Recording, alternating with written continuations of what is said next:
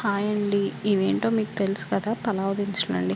మా తమ్ముడైతే కేరళ వెళ్ళినప్పుడు last time ఇవి అక్క 50 రూపీస్ అని చెప్పేసి తీసుకొచ్చాడండి.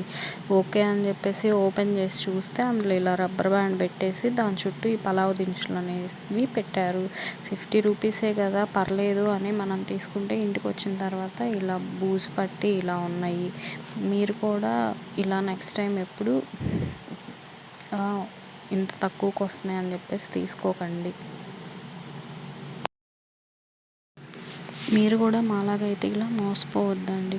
ఇంకా బయట ఇలా చాలా మోసాలు ఉన్నాయి. మరీ ఇంత మోసాలు ఉన్నాయని మాకైతే ఫస్ట్ ఇప్పుడేనండి ఎక్స్పీరియన్స్ అవ్వటం.